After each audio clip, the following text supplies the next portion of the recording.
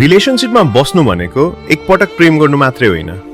रिलेशनशिपमा बस्नु भनेको हरेक दिन उही मान्छेलाई फेरि फेरि रोजिरहनु हो। जब सबै कुरा राम्रो चलिरहेको हुन्छ त्यो त सजिलो हुन्छ, तर जब मन दुख्छ, जब मिसअन्डरस्ट्यान्डिङ हुन्छ, त्यति बेला पनि छोड्न नचाहनु साँचो प्रेम हो।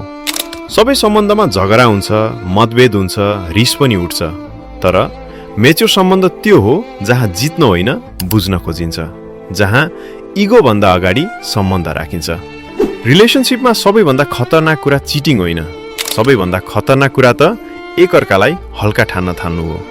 जब केयर गर्छ, रेस्पेक्ट हराउँछ र प्रेजेन्सलाई नर्मल ठानिन्छ। प्रेम भनेको 24 घण्टा साथ हुनु होइन, प्रेम भनेको अप्ठ्यारो समयमा पनि म छु भन्ने निश्चिन्तता हो। यदि तिमीले त्यस्तो मान्छे भेटेका छौ जो गल्ती हुँदा पनि तिमीलाई बुझ्न खोज्छ, उहाँलाई कहिले सामान्य नठान, किनकि रिलेशनशिप टिकाउने मान्छे आजकल धेरै कम हुन्छन्।